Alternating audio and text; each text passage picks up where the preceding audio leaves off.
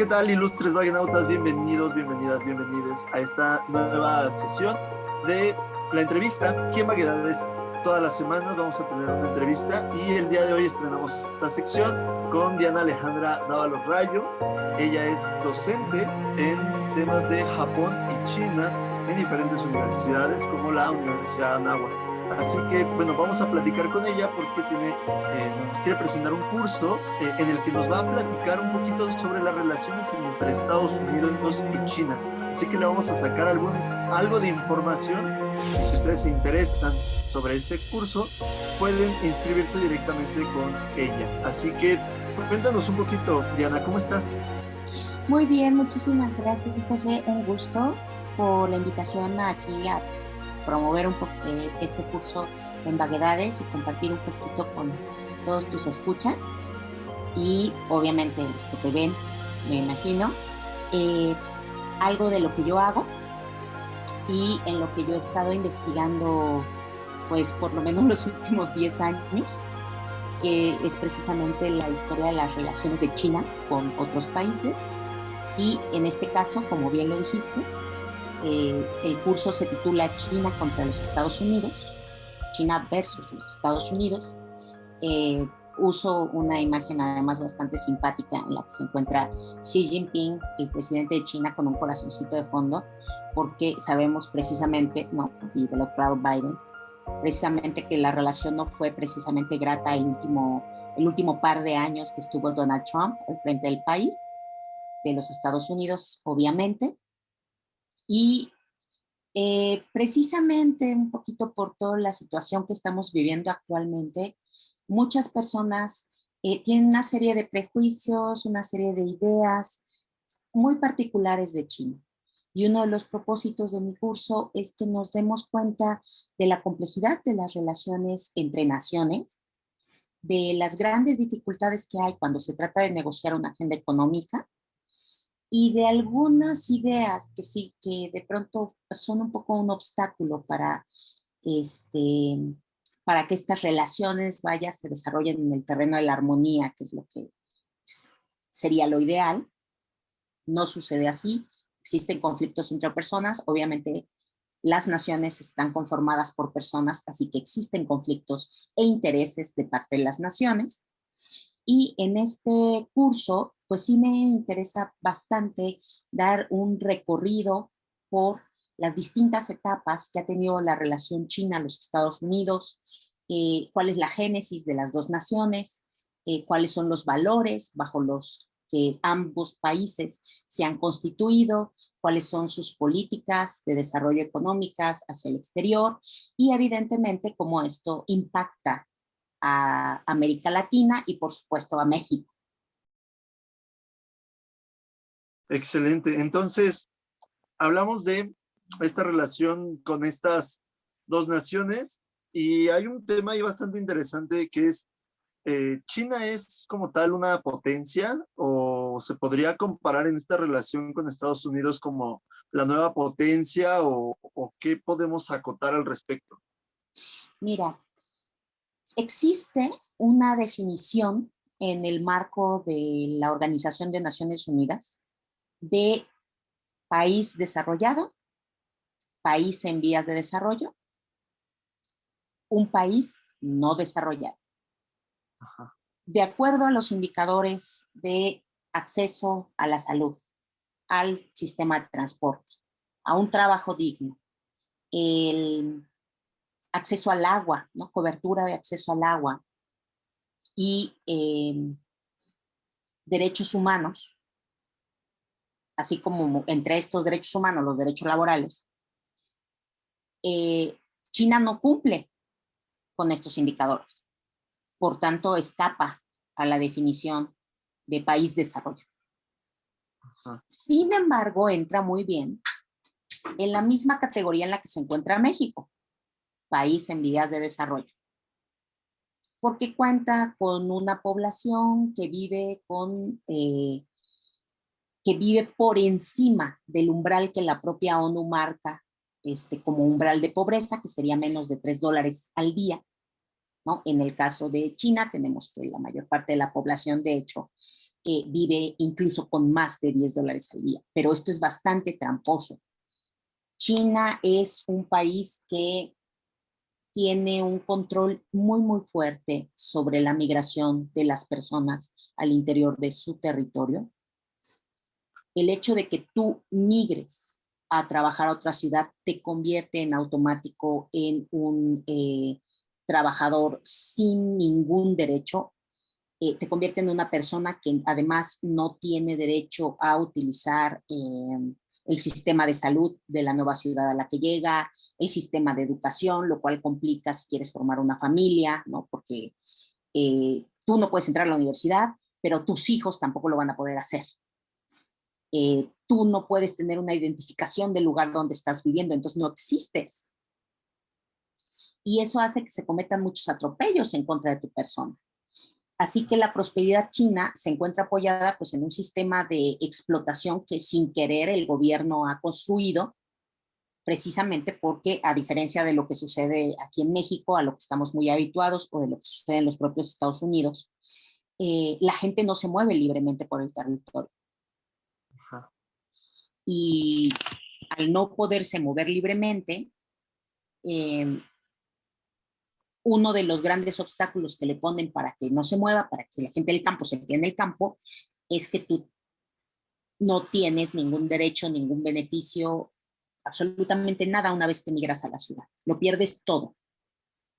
Ni siquiera tienes identidad, ¿no? Y ese es un fenómeno que le ha dado mucha prosperidad, porque hay muchos subtrabajadores en China. Sí, por supuesto. Pero que no están en las estadísticas. Entonces, a nosotros nos llega de coletazo la percepción inflada de parte de los medios de comunicación sobre la manera en la que se ha construido la prosperidad china. Y una de las cosas que espero poder exponer en este curso es precisamente cuáles son las condiciones que permitieron este acelerado crecimiento económico. Porque sí, sí ha crecido su Producto Interno Bruto, sí cuenta con unas ganancias increíbles. Se trata de la segunda economía mundial, o sea, la primera es Estados Unidos. Entonces, el hecho de que se trate de la segunda economía mundial no nada más significa que su Producto Interno Bruto está creciendo, sino también que se trata de un país que vende muchísimo. Ajá. Y que, a diferencia de otros países europeos que venden muchísimo, estoy pensando en Reino Unido, que también tiene una balanza comercial positiva, es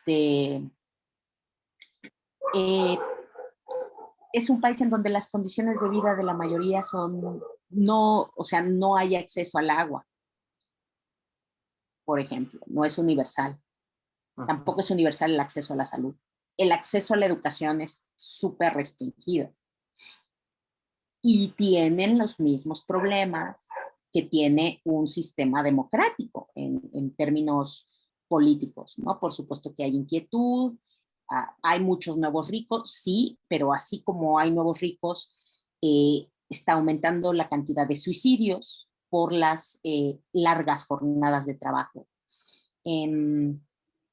Justamente por la situación que existe entre China y Estados Unidos, muchas personas no se han dado cuenta que se trata de dos potencias que tienen a su población sumida en la pobreza y que así no pueden, de acuerdo a una muy idílica definición de la ONU, llamarse a sí mismas potencias, ¿no? Estados Unidos mismo está cayendo a la categoría de país en desarrollo por las condiciones laborales a las que está sometiendo a su población.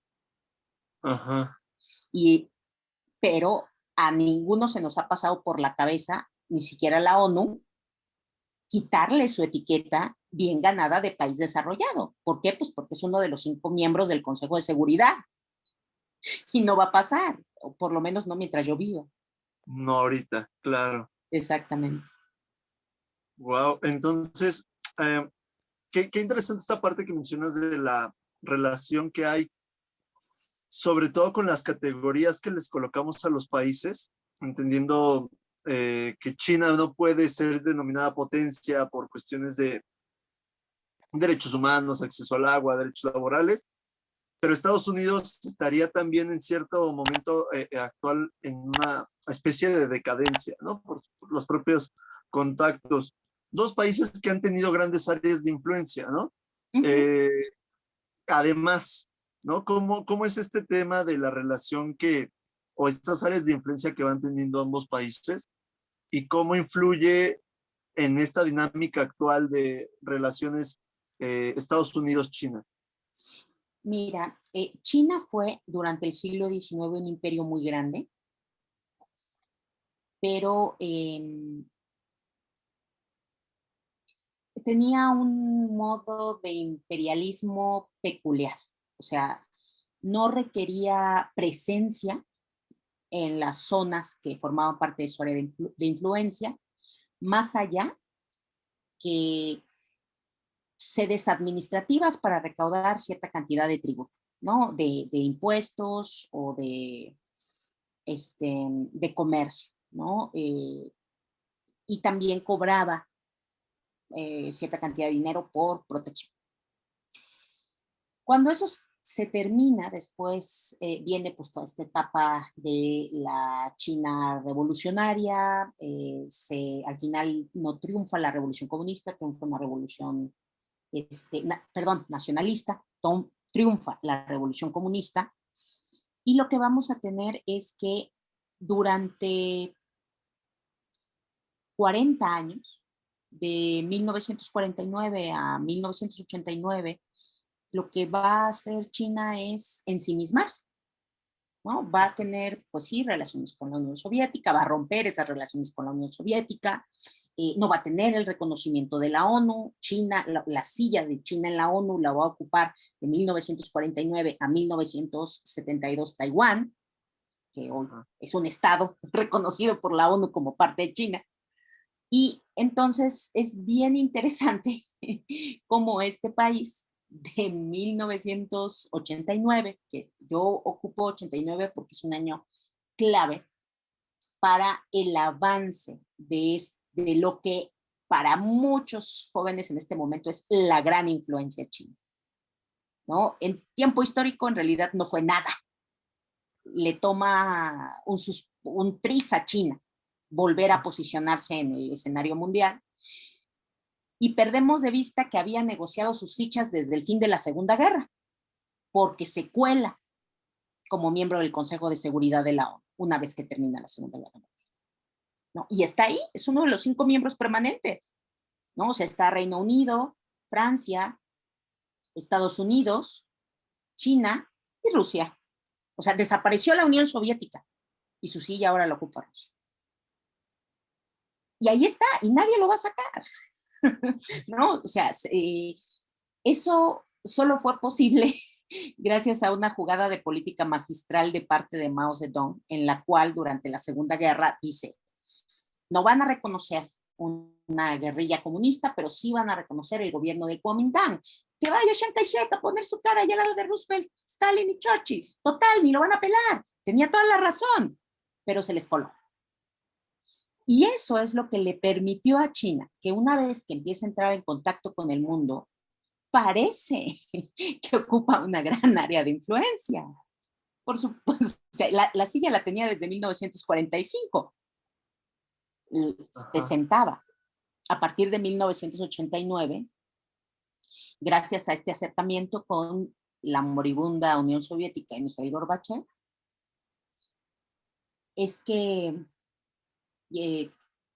parece que empieza a actuar, ¿no? O sea, ya llevaba mucho tiempo trabajando. La reunión Deng Xiaoping-Mikhail Gorbachev lo único que hace es volver a colocar a China dentro del tablero mundial, y los siguientes presidentes de China, ¿no? Jiang Zemin, Hu Jintao, ahorita, bueno, empezando por Deng Xiaoping, Jiang Zemin, Hu Jintao y Xi Jinping, lo único que hacen es, vamos a ocupar la silla que nos ganamos en el Consejo de Seguridad. Ahora sí, porque podemos ocuparla, ¿no? Antes lo podíamos hacer, pero nadie nos escuchaba. Ahora que ya hay solo una China, ahora Ajá. que reconocieron la parte comunista, podemos hacer notar nuestra voz. Han aprovechado, dice el meme, cada maldito segundo, Sí. ¿no? De ahí vamos a tener, por otro lado, a Estados Unidos, que le hemos visto ir perdiendo intervenciones militares en el extranjero, ¿no? O sea, Ajá. después de Vietnam, todo lo demás son pérdida tras pérdida, tras pérdida, tras pérdida, aunque ellos no lo reconocen. Y Sí. va a pasar mucho tiempo para que lo reconozcan, porque necesitan hacer sentir su fuerza, ¿no? Que no son una potencia moribunda. Siguen vendiendo la idea del sueño americano, que eso también es como muy interesante. Es muy, muy, muy difícil cambiar las ideas.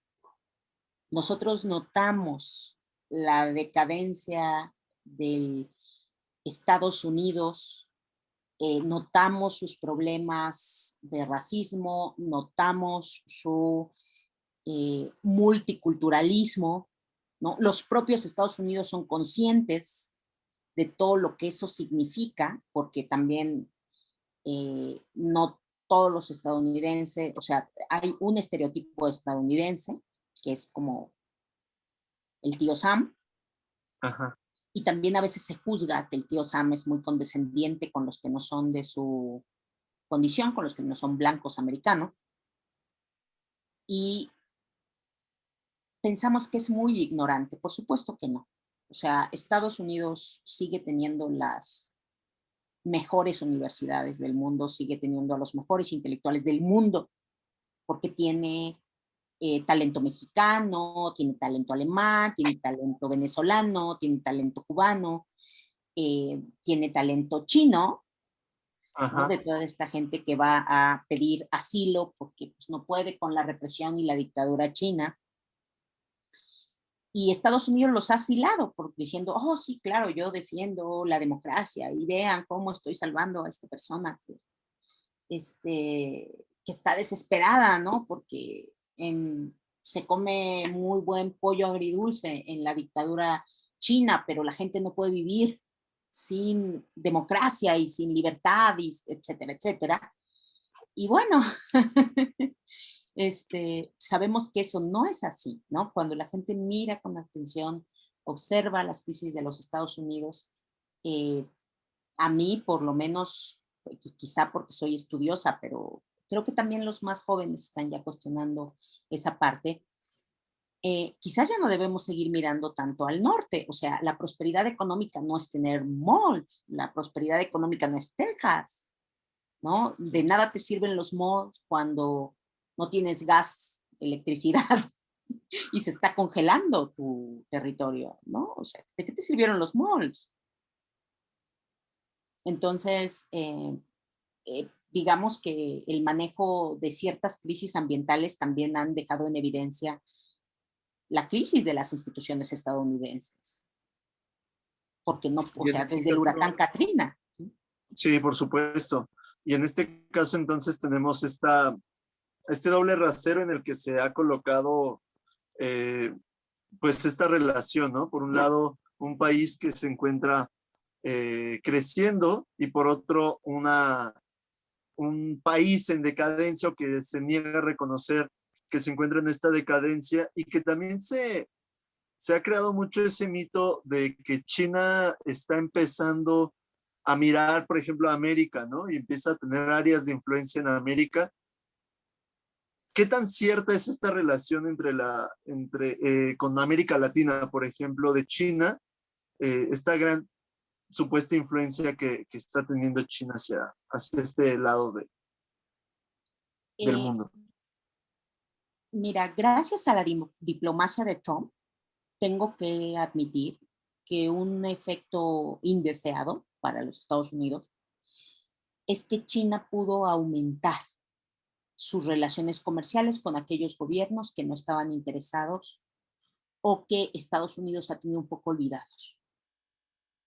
¿no? Y entonces China se coló.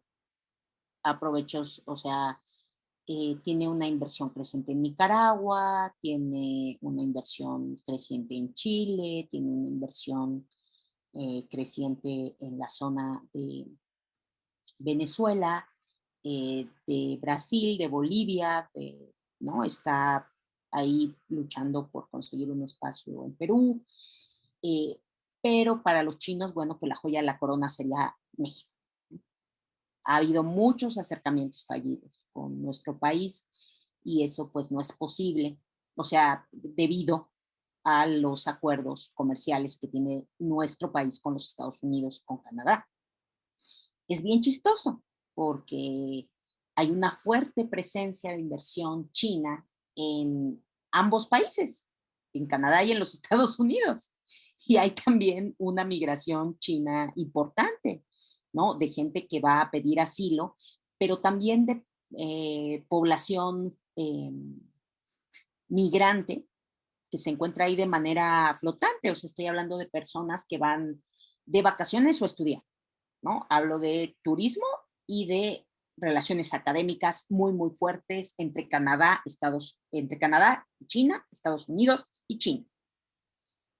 Una situación que nos ha podido cuajar al 100% con México, ¿no? Y es muy interesante porque se trata precisamente de una percepción, esta influencia aplastante de China sobre América Latina que Estados Unidos ha construido, cuando en realidad es Estados Unidos, es Canadá, bueno, son estos territorios los que cuentan con un mayor número de migración china, los que cuentan con un número creciente de inversión china y los que de alguna forma se están captando como los beneficios que eso significa un sector muy pequeño de la población de ambos territorios, de Canadá y de los Estados Unidos, y están impidiendo la llegada de todos esos beneficios a los otros países de América Latina, ¿no? Estados Unidos tiene una política bien singular de diplomacia, ¿no? Es así como de, yo sí puedo destruir ecosistemas, lo mismo Canadá, ¿no? Yo puedo destruir ecosistemas, yo puedo tratar a la gente de manera racista, yo puedo pagar bajos salarios, yo puedo, bueno, soy el hombre blanco del continente americano, yo puedo hacer lo que se me venga en gana, pero que no venga alguien de otro tono, porque eso sí, porque eso es símbolo de decadencia, ¿no? Y ahí también tenemos nosotros que ser muy cuidadosos, porque esto tampoco es propaganda pro-China, o sea, que nadie crea que este curso pretende de alguna forma decir, sí, es que con los chinos vamos a estar mejor. Por supuesto que no, son seres humanos, tienen los mismos vicios, las mismas virtudes, obviamente tienen una mentalidad muy particular, pero no son, por ser diferentes, necesariamente mejores o buenos o positivos. No sabemos qué consecuencias puede tener una relación abierta entre los demás países de América Latina, ¿no? El mercado más grande, por ejemplo, es Brasil. Y la primera incursión importante que hicieron los chinos, comercialmente hablando con Brasil, fueron los embarques de Sinovac. O sea, estamos como, ¿no? O sea, la economía más importante de América Latina es esa, ¿no? Después está la de México, ¿no? Son las dos más grandes. La primera es Brasil.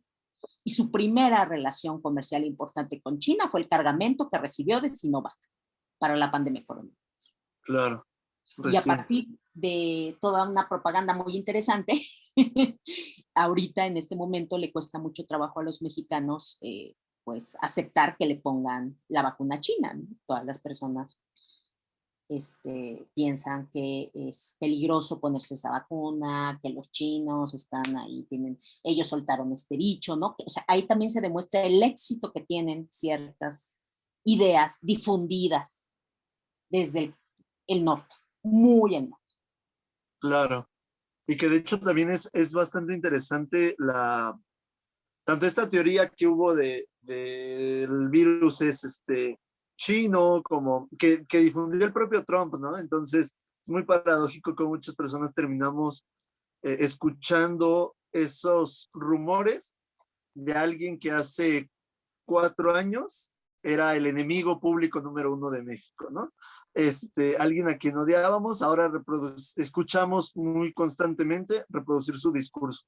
Y por el otro lado, eh, también notar justamente cómo este discurso, estas ideas, como mencionas, han permeado hasta en temas de salud fundamentales, como el hecho de no quererse colocar una vacuna o estereotiparla, ¿no? Como que es una vacuna pirata porque, porque relacionamos a China con la piratería, ¿no? Encontramos un montón de cosas eh, de dudosa calidad, pero ahora descubrimos que en realidad varios de los productos o de las partes que se consumen de productos de alta gama también están hechos en China, ¿no? Entonces se está cayendo un poco este rumor, este mito de lo hecho en China.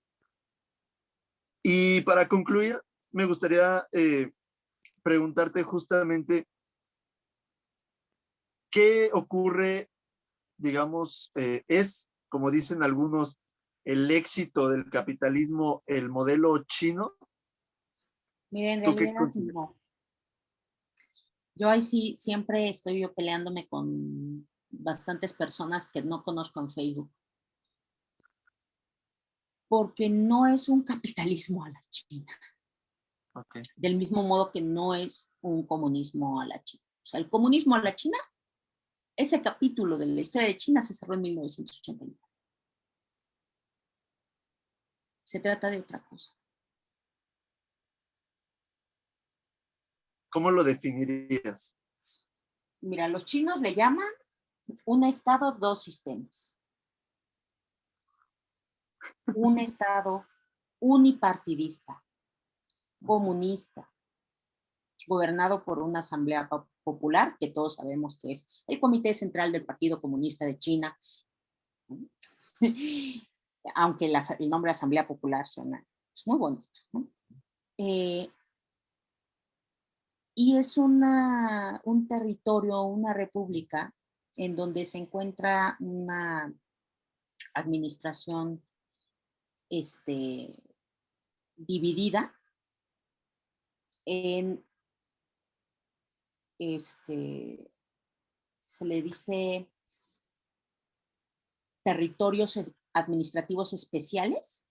Estoy hablando del Tíbet, te estoy hablando de Taiwán, te estoy hablando de Shanghai, te estoy hablando de Hong Kong, te estoy hablando de Macao y todos los demás estados, ¿no? Estos territorios administrativos especiales son como regiones administrativas especiales, esa sería la traducción correcta. Estas regiones administrativas especiales serían como ciudades de México, ¿no? Tienen una serie de subsidios, tienen una serie de programas muy particulares y, contrario a lo que nosotros nos imaginamos, tienen cierto nivel de democracia. Y en ellas, el intercambio económico y comercial es idéntico al que existe en la Ciudad de México. Hay comerciantes informales, hay tiendas de Apple, hay tiendas de Zara, hay entre muchas otras cosas, ¿no? Es Occidente ahí. Pero todas las demás regiones tienen un control estatal un poquito más fuerte y obviamente la distribución de muchos bienes, de muchos servicios está al 90% controlada por el Estado. Hay servicios que el Estado ha privatizado parcialmente, el servicio de salud. Ajá. Y eso ha representado algunas ventajas, pero también estoy partiendo de que China tiene ahí un éxito importante, ¿no? Se trata de un país que tiene muy buenos programas de prevención, muy, muy bueno. En este sentido, tiene un modelo económico híbrido que combina lo mejor del comunismo en el sentido de que el Estado tiene paraestatales de aquellas industrias que son claves para la seguridad nacional Estoy hablando de la industria de telecomunicaciones, estoy hablando de la industria eléctrica, te estoy hablando del reparto de agua, ¿no? Todo el control de agua, eso lo lleva el Estado chino.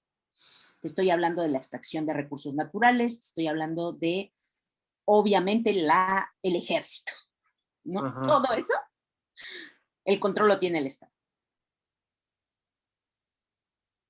Y aquellas industrias que no son tan importantes, ¿no? Por ejemplo, la creación de servicios de streaming, la creación de redes sociales, la creación de sistemas buscadores de Internet, el establecimiento de maquila, son industrias privadas o con un porcentaje bastante alto de participación de capital privado. Chino. Tanto chino como extranjero. Okay. No sucede así en las otras industrias que te comenté, o sea, la extracción de gas natural, la extracción, incluso las relaciones entre China y Rusia en materia energética, todas las empresas que participan ahí son propiedad del Estado chino. Eso Pero tiene sus entonces ventajas. estás diciendo las empresas, o sea, el Estado tiene, vamos a decir, diversificó su propia industria. Y eso no es Okay. comunista. No, para nada. Para nada. Pero tampoco, o sea, en la mente del capitalista promedio que escucha a Gloria Álvarez, Ajá. eso es capitalismo. Tampoco. ¿No? O Entonces no sea, están peleados con los modelos, ¿no? O sea, lo que de nos está hecho, enseñando China es que no está peleado con las formas de llevar a cabo, por ejemplo, la industria, el manejo del Estado, eh, por ejemplo, el uso de redes sociales, ¿no? La red social más importante, no recuerdo el nombre, es justamente China, ¿no? O sea, la red social con más usuarios, incluso más que Facebook, sería China propiamente, ¿no? Entonces, sí, es Weibo, un ¿no? Weibo. modelo mixto bastante interesante, ¿no? Y de este modelo también vas a hablar en tu curso, entonces. Así es. Perfecto, pues bueno, ahí está la invitación para que nos llenemos de este conocimiento, nos empapemos de esta información acerca de la relación que tiene Estados Unidos contra China, que como ya nos platicó un poquito Diana Alejandra, pues tiene una relación muchísimo más compleja de lo que nos vendieron o nos dijeron. Perfecto, Ale, pues bueno, ¿cuándo comienza tu curso? El curso comienza este 3 de marzo, este miércoles, que además, bueno, es Día de la Niña en Japón, por si alguien quiere algún motivo para celebrar, pues ahí está, a las 5 de la tarde, y es vía Zoom. Perfecto, entonces ahí está. Tienen todavía para el momento en que se emite este programa, todavía 2 días para inscribirse y les vamos a dejar el contacto de la maestra aquí en esta propia publicación. Así que ahí contáctenla, pregunten, pidan informes y bueno, pues aquí estamos. Bueno, pues muchas gracias, Diana, por tu participación el día de hoy, por esta entrevista que fue muy, muy completa. Y nos vemos en una sesión más de vaguedades en esta entrevista semanal. Cuídense mucho, muchas gracias Diana, excelente día, mañana o tarde, Muchísimas a la gracias. hora en la que vean esto, y nos vemos en la próxima. Recuerden que en vaguedades se parte de la crítica. Hasta pronto, agur.